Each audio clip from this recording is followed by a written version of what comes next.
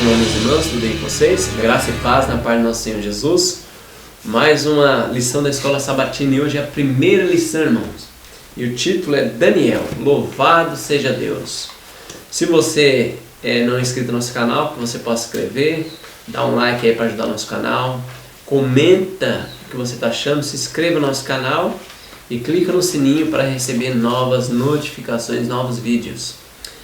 Se você tiver condições, vamos ajoelhar para falar com o nosso Deus?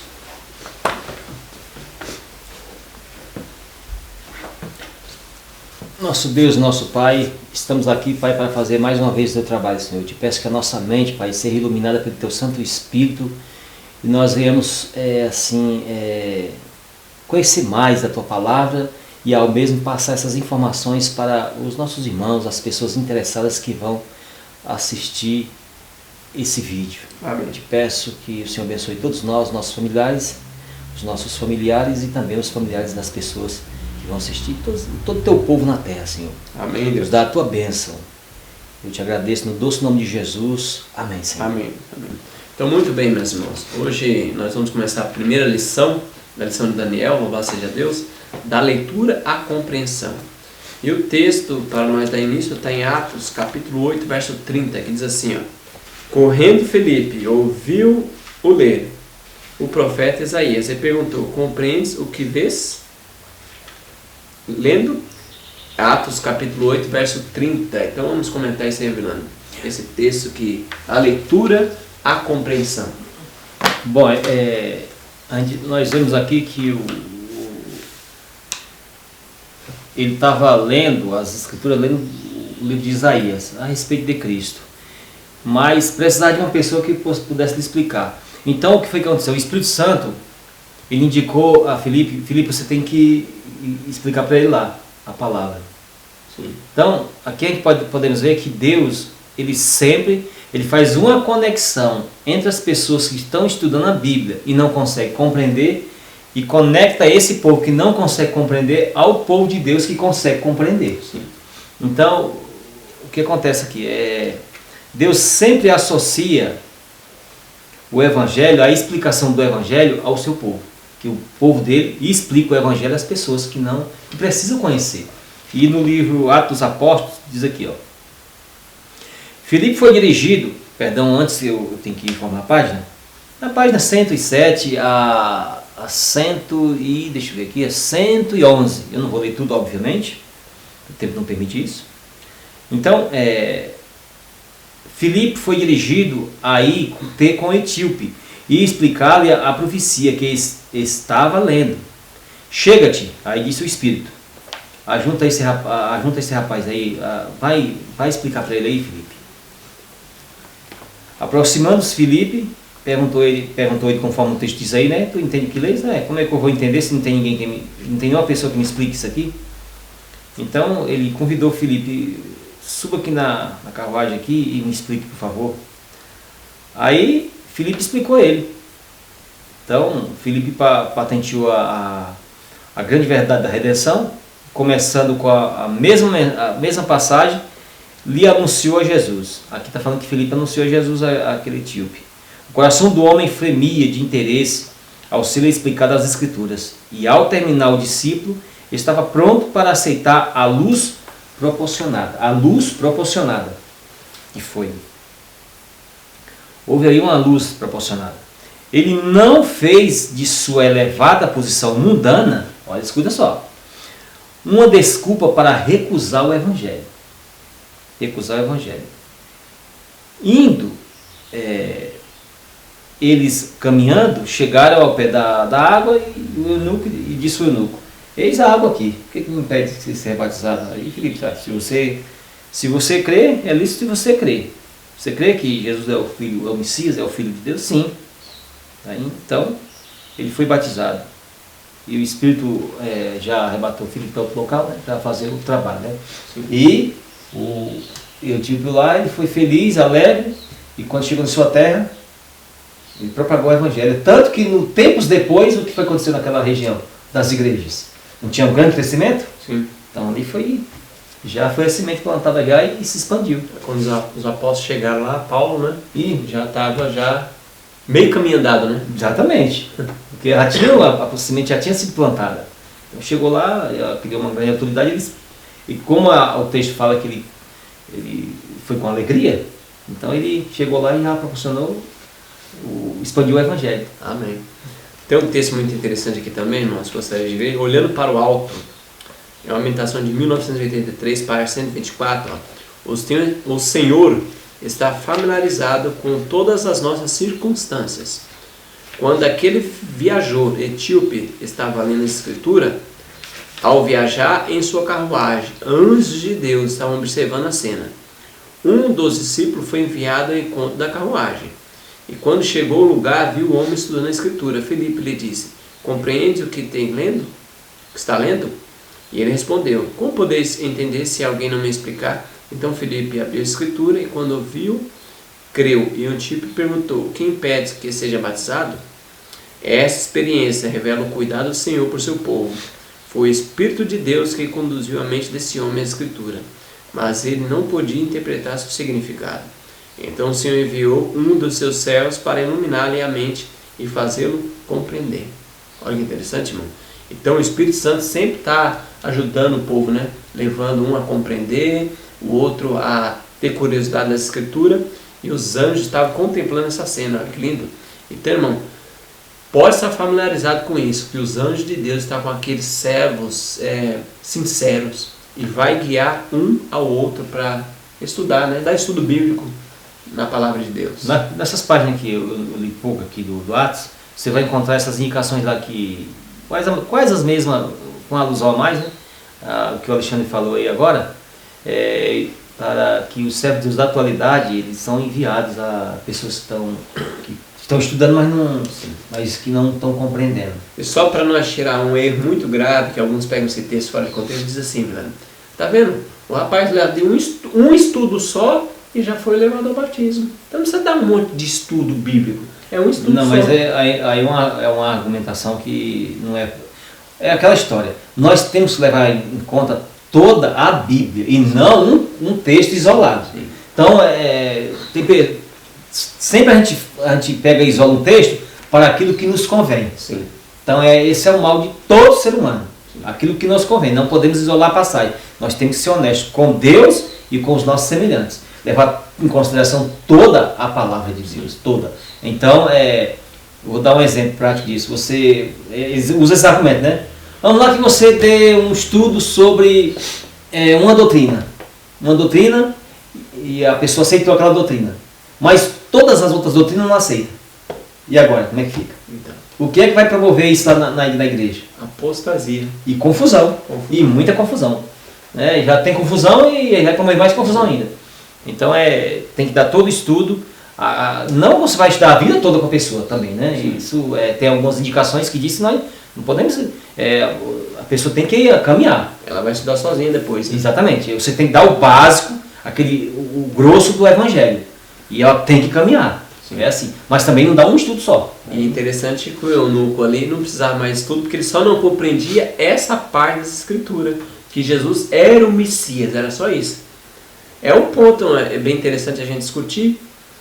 Vamos supor que a gente vai dar um estudo para um evangélico, ele crê em toda a Bíblia, ele crê em tudo, só tem 5 pontos que ele não acredita. Vamos supor, santuário, sábado. Então você dá esse estudo. Ele compreende já tudo e coloca em prática. Então, isso. Você dá estudo, ele já ora, ele já sabe o que é oração, então, sabe o que é dízimo. Já tem experiência com uma base do Evangelho. Sim. Ele tem experiência e algumas verdades do Evangelho, ele está de acordo já. Então você dá uma clareada mais ali e vai para as outras doutrinas que ele tem dúvida. É o que aconteceu com o eunuco aqui, né? Exatamente. A luz proporcionada, o texto aqui fala, a luz proporcionada, ele aceitou, que impede. Então eu aceitei a luz, né?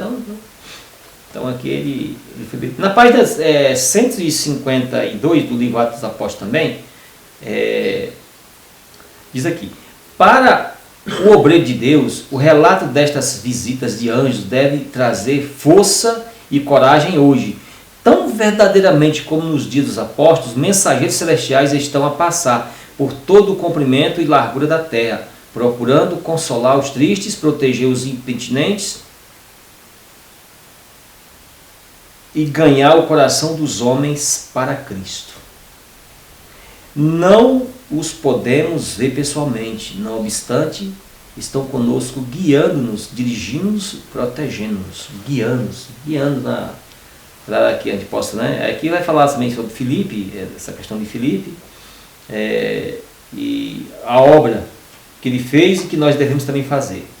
E há uma nota muito grande, um registro elevado ao céu de todo o esforço bem sucedido de nossa parte para dissipar as trevas e propagar o conhecimento de Cristo. Ao ser a ação referida diante do Pai, fremente alegria toma posse de todo o exército celestial. Amém. Então, essa é a verdade. Vamos então agora para domingo, Cristo, centro do livro do Daniel. Vilana, você pode ler para nós João 5, verso 39. Eu vou ler Lucas 24, 25 a 27. Lucas 24, verso 25 a 27. Então ele lhe disse: ó nécio e tardo de coração, para creres tudo o que os profetas disseram. Porventura não importa que Cristo padecesse essas coisas e entrasse na sua glória?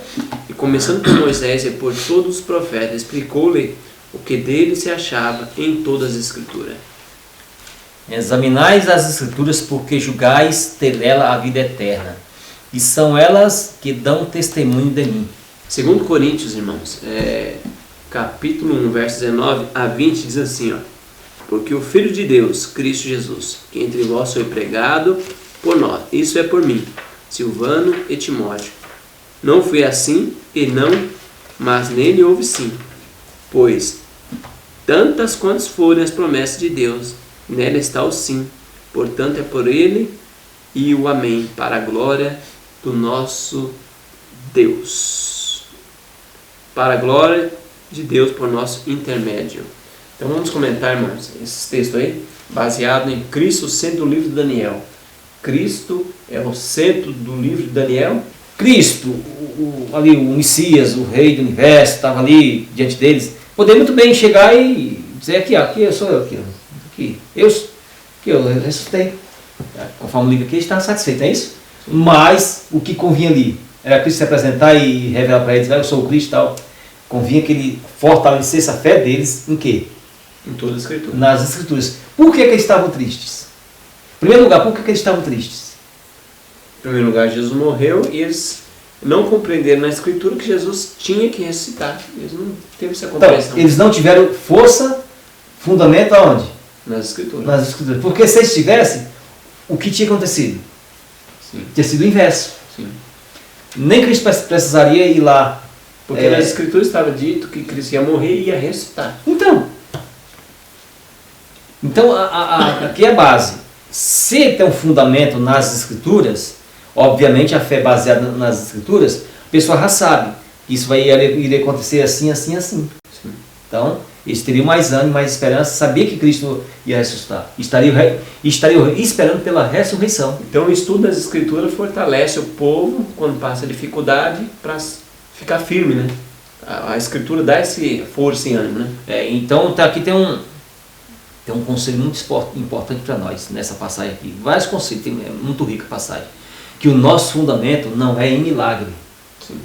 é nas Escrituras. Então a maioria da cristandade hoje, a sua base é em quê? É nos milagres. Milagres versus Escrituras.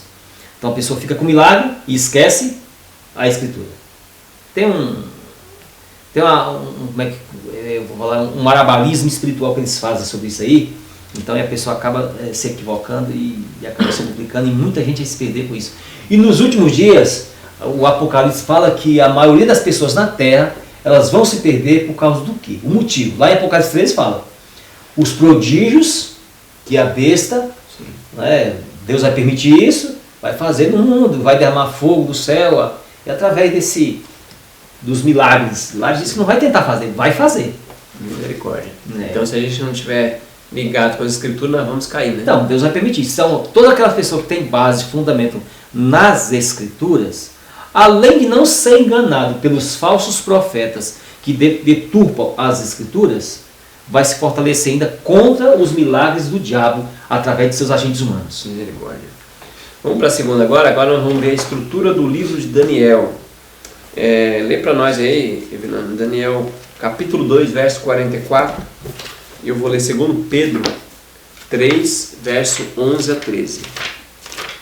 E nos dias destes reis, o Deus do céu suscitará um reino, que não será jamais destruído, e o reino não será deixado a outro povo, mas esmiuçará e consumirá todos esses reinos, e subsistirá para sempre. Em 2 Pedro, capítulo 3, verso 11 a 13. Ora, uma vez que todas essas coisas vão ser assim dissolvidas, que pessoas não devem ser em santidade e piedade, esperando e apressando a vinda do nosso dia de Deus, na qual os céus em fogo dissolverão e os elementos arderão sem fundição, nós, porém, segundo a sua promessa, aguardamos novo céu e nova terra, nos quais habita a justiça. Então a grande esperança desses textos falou da volta de Jesus. Então vamos explicar aí dentro desse contexto a estrutura do livro de Daniel. Qual é a estrutura do livro de Daniel? Então a própria lição aí, está falando aí a sequência aí, que cada um de vocês pode pegar esses textos aí. Daniel 2 vai falar da sequência dos reinos, que nessa sequência profética e histórica, a história da profecia no caso, né? A profecia histórica fala da sequência dos reinos na época lá, os reinos dominantes.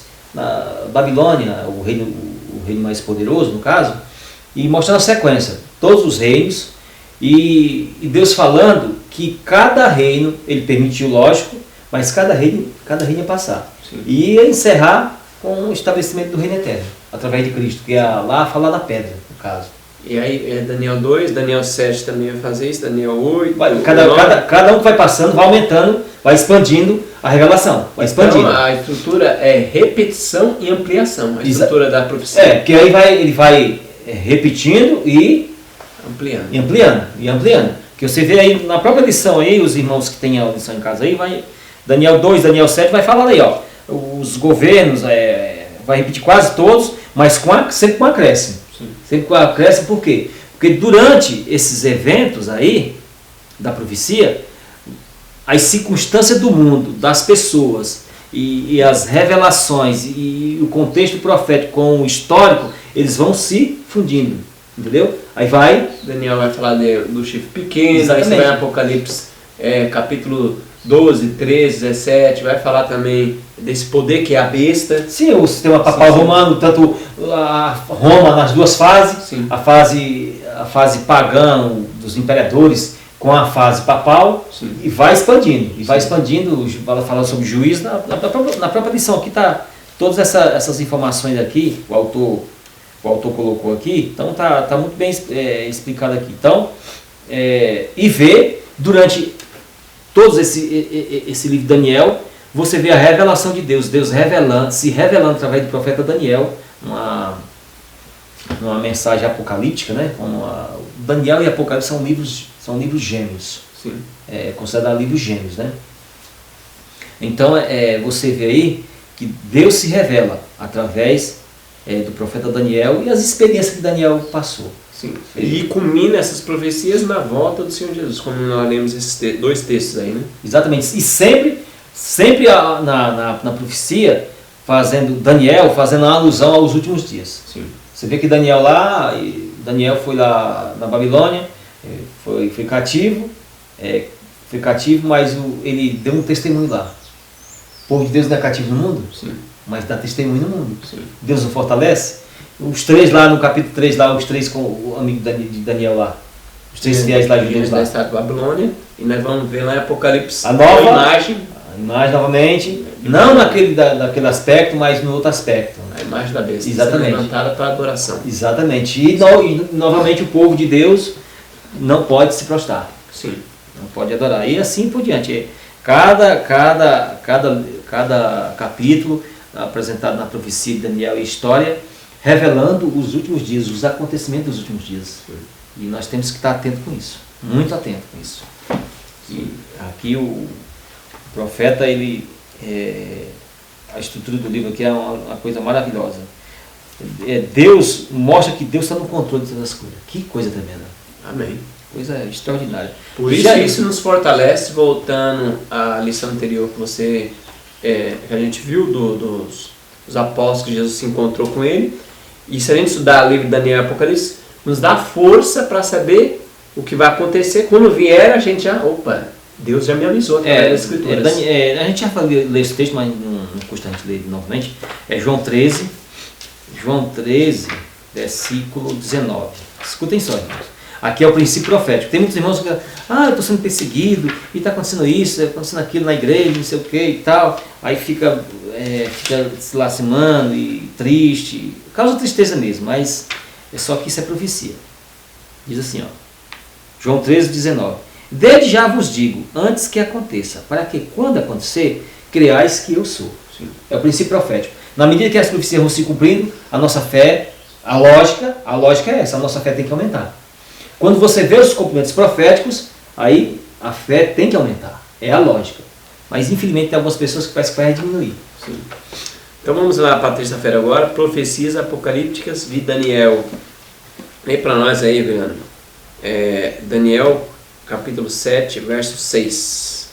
Depois disto, continuei olhando, eis aqui outro semelhante a um leopardo, que tinha nas suas costas 4 asas de ave. Tinha também o animal 4 cabeças, e foi-lhe dado domínio. Lê para nós também Amós 8:11, Bruno. Amós 8, versículo 11. Diz assim: Eis que vem os dias, diz o Senhor Deus, em que enviarei fome sobre a terra, não fome de pão, nem sede de água, mas de ouvir as palavras do Senhor. Eu vou ler agora Zacarias 9, capítulo 1.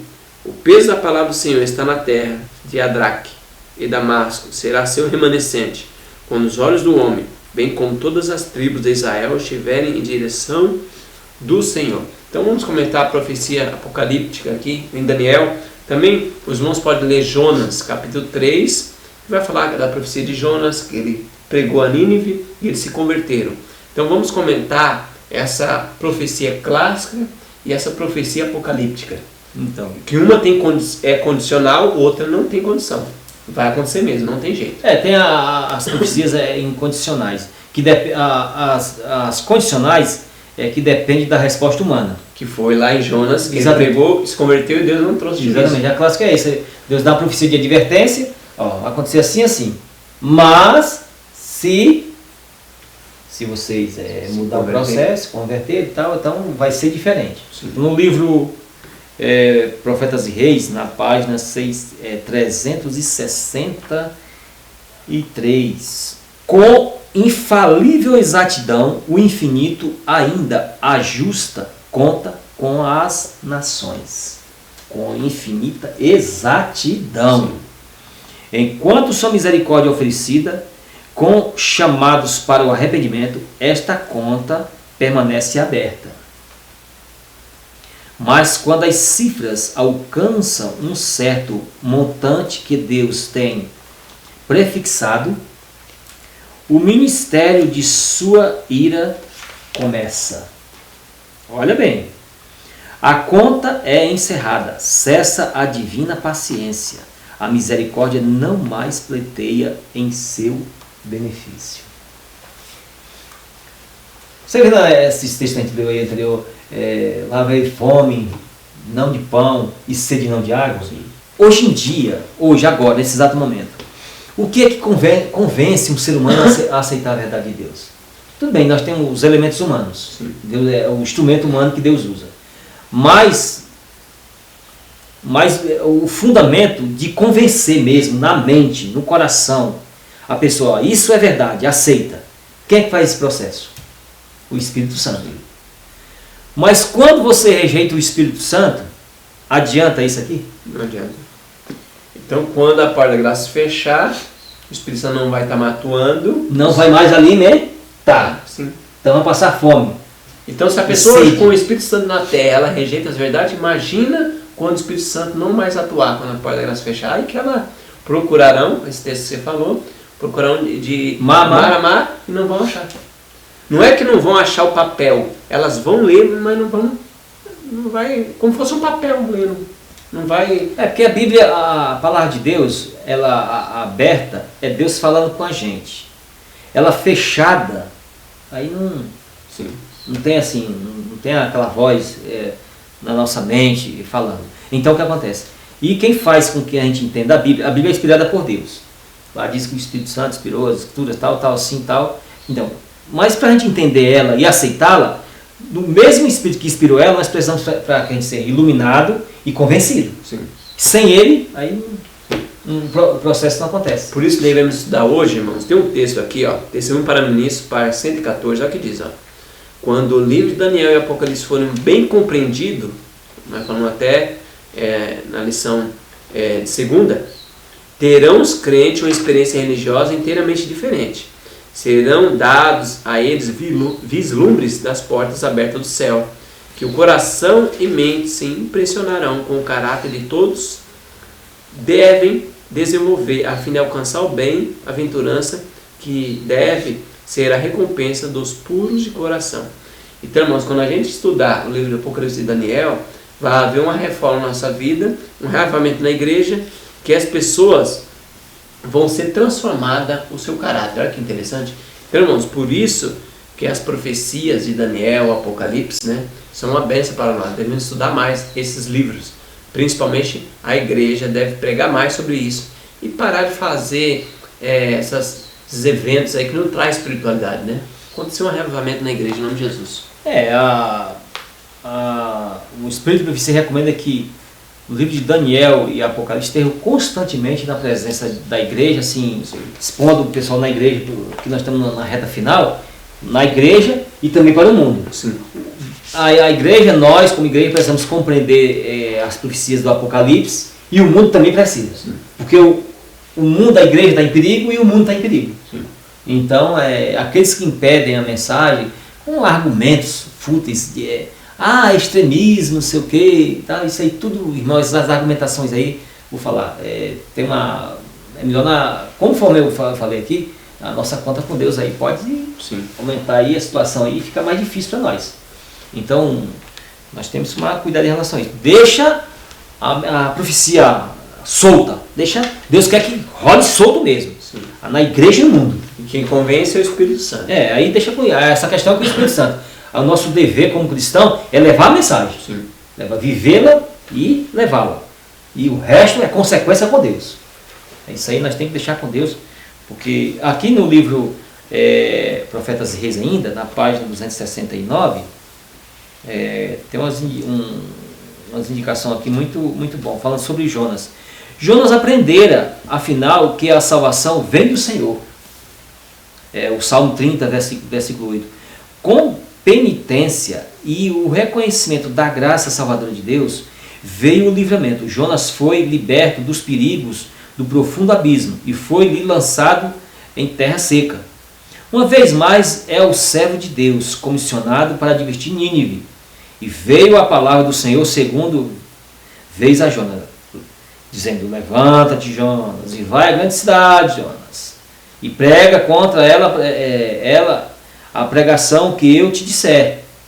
Desta vez ele não teve questionar ou duvidar. E obedeceu, né? Então, mas o que é que ele queria, o profeta lá? Que a cidade acontecesse o que com a cidade?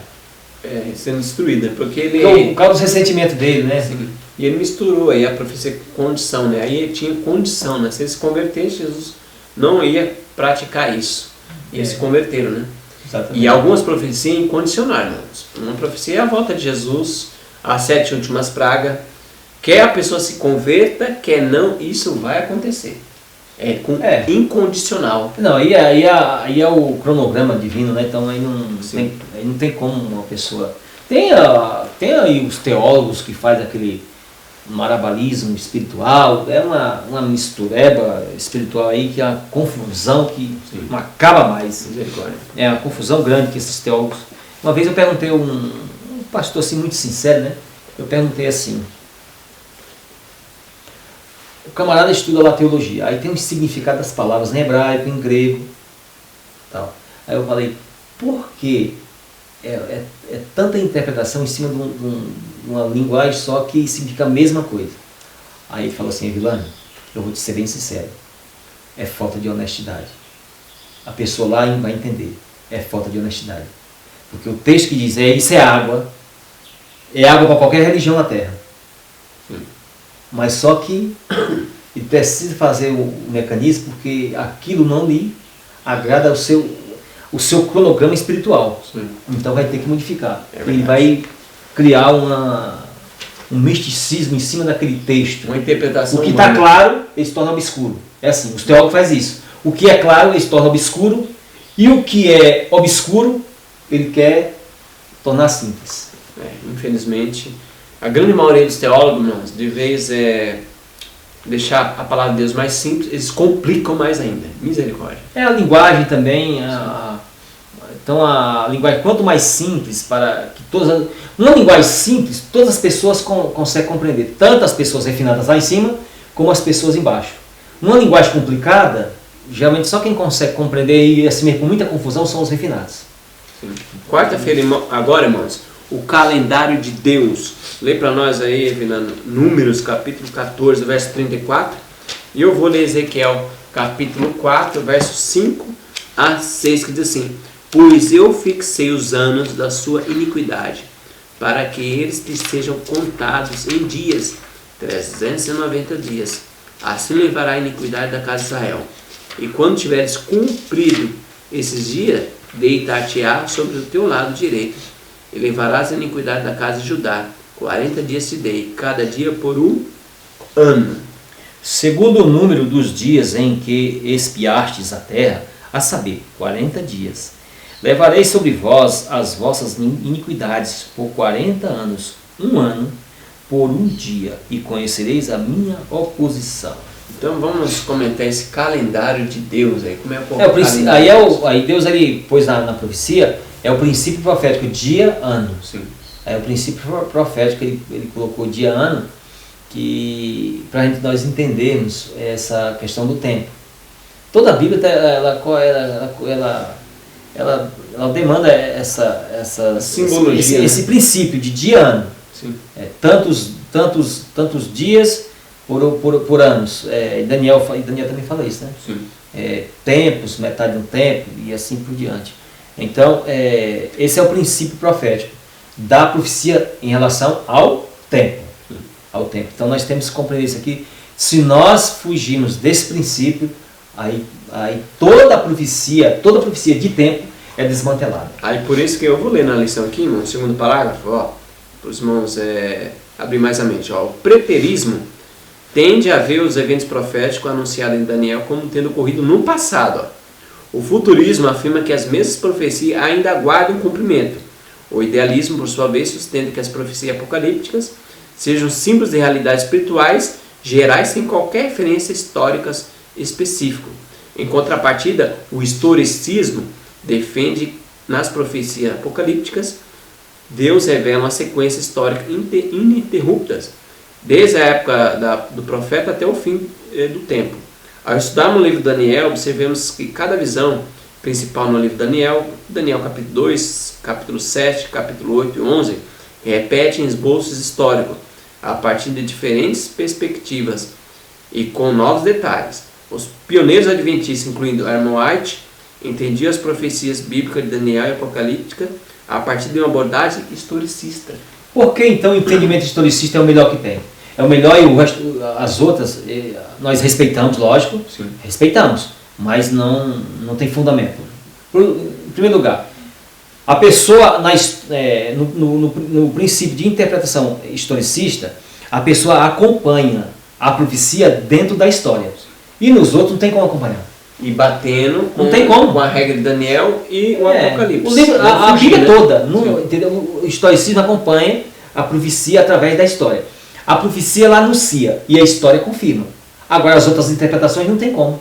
Sim. Aí não tem como. Mas você vê que o Adventismo sempre teve essa interpretação historicista. Hoje entra no nosso meio a interpretação futurista. Tem entrado no nosso meio. Não hoje. Só aqui não é aqui no caso não é os adventistas, é o povo de Deus. Toda a história Sim. sempre foi historicista. Sim. Lembra Daniel estudou o profeta Jeremias? Ele ficou sabendo que estava se aproximando ao final do cativeiro? Porque a interpretação dele lá foi de que maneira? Foi histórica. Sim. Foi histórica. Então. Mas muitos não sabem que o futurismo hoje é lançado hoje no meio... A Adventista tem lançado, mas muitas igrejas, quem colocou essa doutrina, essa ideia, foram jesuítas para tirar o papado de cena. Não, aí eles usaram um mecanismo aí para quebrar a interpretação em cima da revelação sobre a besta do Apocalipse, o sistema papal romano. Sim. Eles foram convocados para isso, para quebrar essa hegemonia de interpretação. Então a interpretação jesuíta. Infelizmente, muitos adventistas têm caído nessa interpretação. Futurista, né? Jogando tudo para o futuro. Geralmente hoje, nesses últimos dias, muitos adventistas caem em muitas outras interpretações. Mas o nosso fundamento, como igreja, como povo, desde lá do começo, nós sempre acompanhamos lá no começo, o povo de Deus, sempre. É a sequência, de lá para cá. A interpretação de lá para cá, sempre historicista. E o povo de Deus também é historicista. Uma interpretação bem clássica dos futuristas é aquela dos 7 reis, né? Eles aplicam, são 7 papas, e esse papa é o último. Só que o último papa era esse Bento XVI. Só que, e aí, rapaz, mas entrou outro agora, né? Entrou outro papa. E aí como é que fica? Entrou sempre esse papa um jeitinho para inventar outra coisa. Aí eles deram um jeitinho e disseram, não, mas o papa Bento XVI não morreu. Então a profecia ainda segue, é o último papa. Então, irmão, teve que ter muito cuidado com isso, né? Interpretando, jogando tudo para frente, né? Não, aí tem que... a profecia anuncia e a história confirma. E a história é passado, presente, futuro. Sim. Não é passado e não é futuro.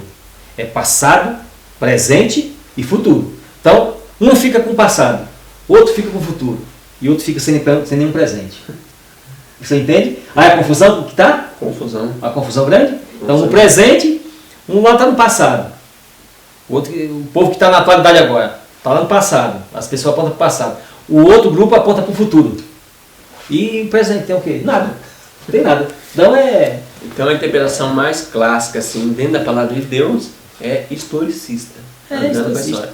A maioria dos pioneiros andava com a Bíblia e o livro de história do outro lado, né? Sempre andando. Porque eles estavam acompanhando a profecia. Vai acontecer isso, vai acontecer isso, vai acontecer isso. E a profecia fala e a história confirma. Porque para a gente ver os eventos da Bíblia, Daniel, não falou Daniel lá, Babilônia vai dominar assim, mas vai vir a Medo-Pérsia, depois vai vir a Grécia, depois vai vir Roma, depois vai vir o sistema papal, não foi tudo na sequência? Sim. Foi tudo na sequência. E para se confirmar isso, nós precisamos de tempo, e tempo é história. Então é assim, historicismo. O historicismo é a interpretação correta de todas as coisas na Bíblia. Amém. Então, quinta-feira agora, relevância contemporânea de Daniel. O que tem relevância de Daniel para nós? Leia para nós aí, Daniel 9, verso 23.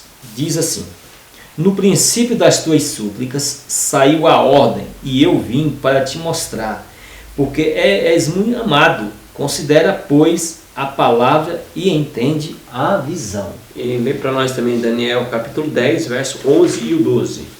10, 11 e 12 diz assim: e me disse, Daniel, homem muito amado, entende as palavras que vou te dizer, e levanta-te, pois agora te sou enviado. Ao falar ele comigo esta palavra, coloquei-me em pé tremendo. Então me disse, não temas, Daniel, porque desde o primeiro dia em que aplicaste o teu coração a compreender e a afligiste perante o teu Deus, tuas palavras foram ouvidas, e por causa das tuas palavras eu vim. Em Mateus, eu vou ler Mateus capítulo 10, verso 29 e 31. Não se vende 2 pardais por uma moedinha, e nenhum deles cairá em terra sem o vosso Pai. Mas o próprio cabelo das vossas cabeças estão todos contados. Portanto, não temais, vós sois de maior valor do que muitos pardais. Então, irmão, qual é o interesse de Deus em nossas lutas no contexto da profecia aqui? Bom, aí fala, não vou me delongar, aí fala dos cabelos, né? Sim. É difícil nós contar nossos cabelos, né? É complicado. Mas Deus cita assim, ó, vocês, a menor coisinha que vocês acham assim, que vocês não consideram, eu considero. Sim.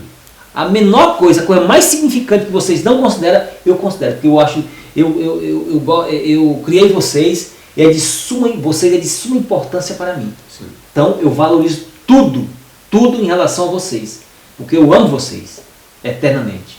Então Deus está falando através da profecia e da história que nos ama eternamente e vai fazer todo o impossível, não falar o possível, todo o impossível de Deus para nos salvar. E o texto que você leu, que Deus falou assim, ó, você é muito amado, Daniel. Por isso que eu vim até você. Eu vim aqui até você, Gabriel falou, eu vim aqui até você para explicar porque você é muito amado. E você estava se dedicando, querendo compreender. Então Deus, quando Deus dirige a história, Deus dirige as profecias na história, sempre para levar o ser humano à conversão e salvar. O objetivo é esse. Sim. Todo o objetivo aqui na história da profecia, e na história, os complementos proféticos, é que a nossa mente se desperte e Deus sempre, o Espírito Santo impressiona a nossa mente, vai estudar a profecia, vai procurar entender o livro do Apocalipse, a Bíblia toda, e mais nesses últimos dias para nós. Obviamente a Bíblia toda é toda importante, mas nesses últimos dias nós precisamos ficar mais afinco no livro de Daniel e Apocalipse, porque nós estamos na reta final. Então na reta final são os livros mais importantes. Então Deus é soberano na nossa vida, né? Deus é soberano e a intenção de Deus é nos salvar. E Ele está no controle da história. Sim, no controle. Mas geralmente as pessoas duvidam do controle de Deus pelo seguinte: nunca acontece tanta desgraça? Sim. Aí a pessoa, mas se Deus está no controle, por que acontece tanta desgraça? O controle que as pessoas querem é estar com os bolsos cheios de dinheiro e está tudo sossegado, tranquilo, é esse, lógico, e é muito bom, tá assim. É muito bom, maravilhoso. Eu queria estar assim, sossegado, tranquilo, uma maravilha. Mas nós estamos muito em pecado e precisa se desenrolar a história, a profecia, e nessa profecia está o diabo, está Deus, o diabo, Jesus, o Espírito Santo, os anjos caídos, todos os povos, os mundos estão envolvidos, todo o universo está envolvido. E na Apocalipse lá fala que Deus está segurando os 4 ventos, né? Os ventos em guerras, né? Sim. Segurando as guerras, Então Deus é soberano. Até selarmos, né? Tal. Então Deus é soberano, o calendário de Deus tem uma data. Cronograma. Cronograma. Então ele não vai. Acontece muita desgraça, muitas coisas, mas Deus não vai deixar que Satanás, porque se permitir, ele destrói o planeta Terra, ele joga uma bomba atômica e acaba com tudo. A desgraça faz parte. Sim. Infelizmente faz parte. Mas o mundo não vai ser destruído porque Deus ainda segura. Sempre aconteceu desgraça e Deus sempre esteve no controle. E Deus sempre estará no controle. Mas isso faz parte da profecia e da história. Sim. Faz parte. Deus está no controle, respeitando o livre-arbítrio. Tem um texto aqui, irmãos, está na própria lição. Educação, página 173, diz assim, no registro da história humana, o crescimento das nações e ascensão e queda de impérios aparece como dependendo da vontade da façanha do ser humano, que está em Daniel capítulo 2, é um clássico lá. Né? O desenvolver dos acontecimentos parece em grande parte determinado por seu poder, capricho ou sua missão. Na palavra de Deus, porém, a cortina é afastada e podemos ver por detrás e acima em toda a marcha e contramarcha das paixões, do poder e dos interesses humanos, a força de um ser misericordioso que executa de forma silenciosa e paciente as determinações da sua própria vontade. Então, irmãos, está tudo na mão de Deus. Deus está no controle de tudo. Exatamente. É só fazer uma alusão aqui à questão de Daniel, que Gabriel falou, né, que ele era muito amado por Deus, né? Pelo Pai Celestial. Olha aqui, ó. O céu se curvou para ouvir a fervente súplica do profeta. Antes mesmo que ele tivesse terminado a sua súplica por perdão e restauração, o poderoso Gabriel apareceu-lhe outra vez e chamou a sua atenção para a visão que ele tivera antes da queda de Babilônia e da morte de Belsazar. E então o anjo esboçou-lhe em pormenores o período das 70 semanas que devia começar com a ordem para restaurar e para edificar Jerusalém. Então, vendo, o céu se curvou na adoração e Deus mandou lá o poderoso Gabriel. Olha que coisa maravilhosa. Então Deus ele nos ama eternamente, Deus ele está fazendo todo o meio, usando todos os métodos que ele estabeleceu em sua palavra para nos alcançar o nosso coração. Sim. E Deus deixou exemplos na Bíblia, né, de pessoas que foram fiéis em meio à profecia. Tem texto aqui, ó, irmãos, que está em Testemunho para a Igreja, volume 9, página 165, diz assim, ó: o Senhor deu sua palavra ao Israel antigo. Caso se apegarem firmemente a ele e cumprisse todas as suas exigências, ele os guardaria de todas as doenças que haviam atribuído aos egípcios. Mas essas promessas foram feitas sob condição de obediência. Se os israelitas houvessem obedecido às instruções recebidas, aproveitando-se de suas vantagens, teria se tornado para o mundo modelo de saúde e prosperidade. E assim é para nós adventistas, irmãos.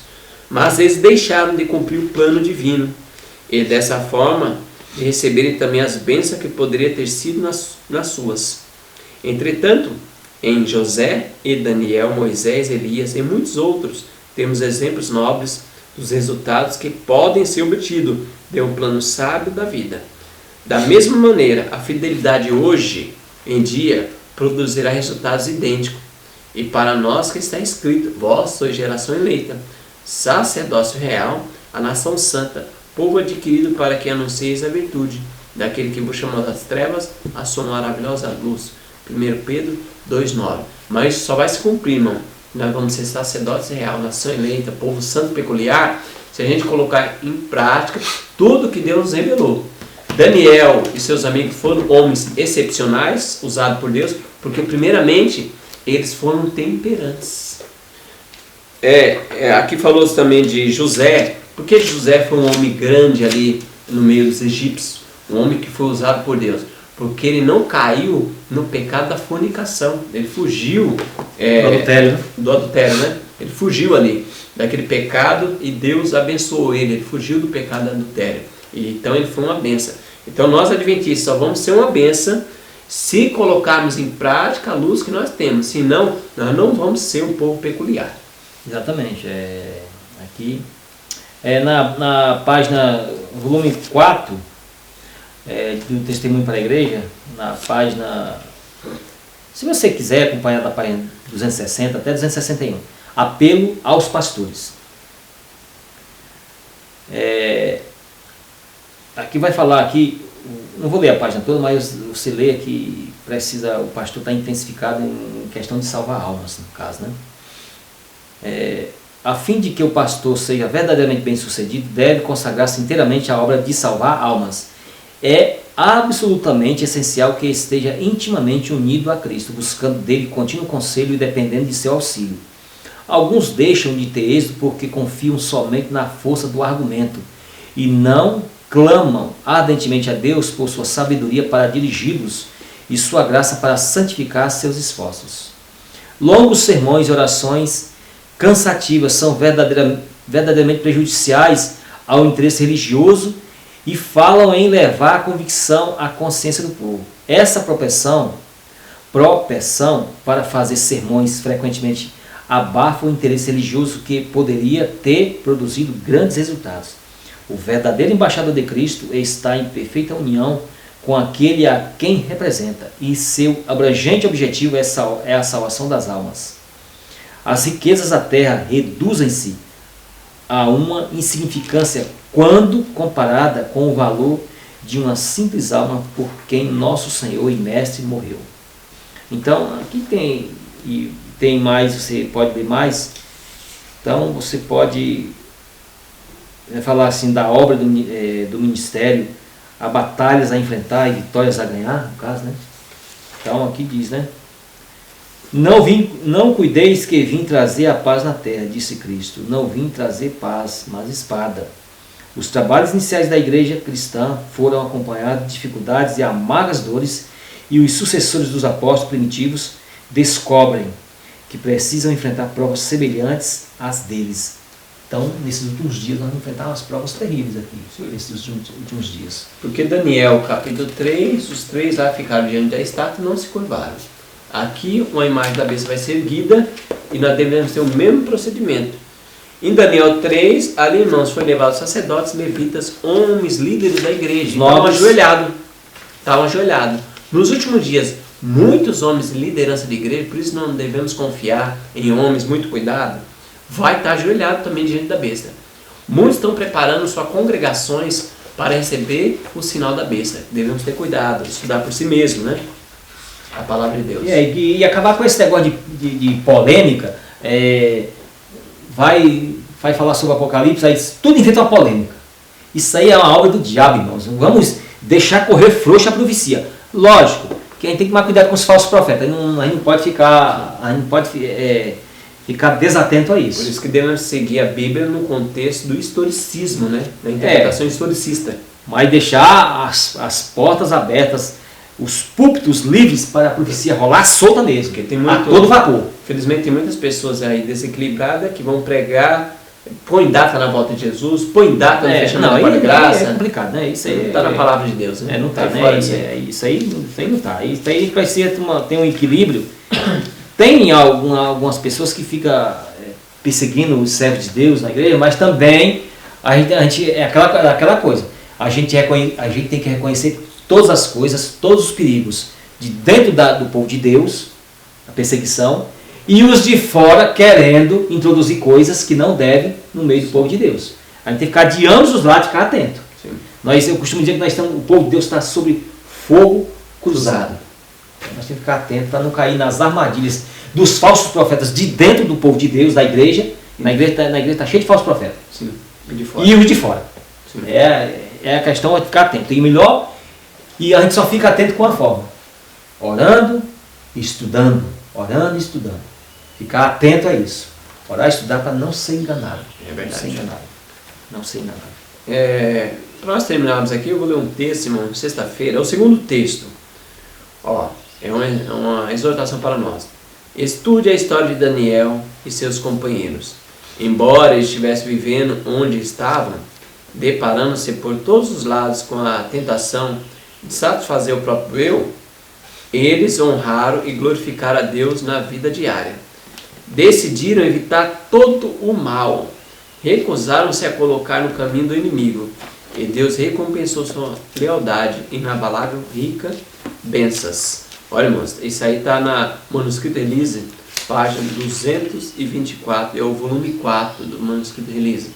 Então, irmão, por que eles foram uma bênção para Deus? Porque eles evitaram todo o mal. Eles estavam rodeados de tentação, mas venceram. Então, irmãos, nós podemos vencer hoje. Não veio sobre nós tentação senão humana, mas fé a Deus, que não deixará nos tentar acima de poder exportar. Antes, com a aprovação, dará o escape. Então, irmãos, não vem com essa história, eu não posso vencer, eu estou muito tentado, hoje em dia tem muita tentação. Na época deles também foram tentados e eles eram escravos, obrigados a fazer aquilo, senão morriam. E eles ficaram firmes e Deus honrou eles. Louvado seja Deus. Exatamente. Eu vou dar várias páginas aqui, mas eu vou ler só um texto aqui de um livro aqui. Fundamento da Educação Cristã, na página 87. Profetas e Reis, na página 555.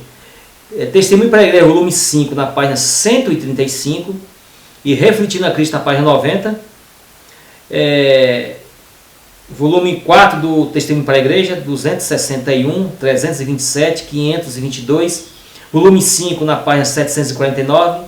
Volume 8, na página 273. E Desejado de Todas as Nações, página 313. E Grande Conflito, na página 629. Mas nessa aqui, eu vou ler na página 635. Só isso aqui para nós. Qual que livro é esse? Esse é o volume 5. Testemunho para a Igreja. Testemunho para a Igreja, volume 5, na página 635. Confissão aceitável. O que está em jogo aqui na salvação? Sim. E a gente precisa estar atento a isso. O que encobre as suas transgressões nunca prosperará. Mas o que as confessa e deixa alcançará misericórdia. Provérbios 28, verso 13. As condições para se obter a misericórdia de Deus são simples, justas e razoáveis. O Senhor não requer de nós que façamos coisas penosas, de forma a podermos conseguir perdão do pecado. Não necessitamos fazer longas e penosas peregrinações ou realizar dolorosas penitências para encomendar nossa alma a Deus do céu, ou para expiar nossas transgressões. Mas aquele que as confessa e deixa alcançará misericórdia. Essa é uma preciosa promessa feita ao decaído homem para animá-lo a confiar no Deus de amor e a aspirar à vida eterna em seu reino. lemos que Daniel, o profeta de Deus, era um homem muito amado do céu. Ele tinha uma alta posição na corte de Babilônia e servia e honrava a Deus, tanto na prosperidade como na provação. Todavia humilhou-se e confessou seu pecado e o pecado de seu povo. Com profunda tristeza de coração, reconhecia: pecamos e cometemos iniquidade, procedemos impiamente e fomos rebeldes. Então, embora Daniel, um profeta, um homem com tanta assim, conhecimento. E Deus falou que ele é muito amado. Falando isso mesmo, teve a humildade de ali estar: ó Senhor, me ajuda o meu povo, que nós... Nós estamos nessa condição em Babilônia porque nós pecamos. Então, não jogou a culpa nos outros, tentou, não, é porque está na profecia mesmo. E embora, olha, ele confessando a coisa, e embora lá no livro de Daniel, eles procuraram o rei Daniel, quantos eles encontraram nele? Nem com... no trabalho dele, vírgula. E nem no espiritual. Nenhuma vírgula. Nenhuma vírgula. E o mesmo pode se dar conosco, porque ele é homem sujeito às mesmas paixões. E é muito amado. Sim. Então Deus, o alvo, tudo que aqui, o alvo é salvar o homem. Sim. Salvar o homem. Deus quer salvar o homem e isso só acontece quando nós honramos a Deus. Sim. É condicional. A salvação está intimamente ligada de Deus para nós. Deus já fez tudo. E está fazendo ainda. Já fez tudo e está fazendo ainda. Agora, com relação a nós, é reconhecermos a Deus. Sim. E aí reconhecemos a Deus em todos os seus atributos. Sim. E a sua vontade. Então, quando isso acontece, aí amém, estamos em paz com o nosso Criador. Amém. Eterno. Que Deus seja louvado. Irmãos, se você gostou dessa mensagem, compartilha com os irmãos, se inscreva no nosso canal, clica no sininho, comenta o que você está achando, tá bom? Que Deus abençoe você, que você possa ficar essas 3 lições conosco, estudando para a honra e glória do nosso Deus. Se você tiver condições, vamos ajoelhar para oração ao nosso Deus?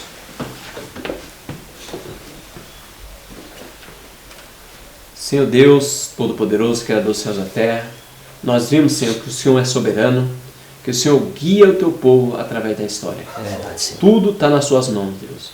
Amém. Confiamos em Ti e queremos colocar as nossas vidas nas suas mãos. Amém, Senhor. Para que o Senhor possa nos conduzir, assim como conduziu Daniel, um homem muito amado.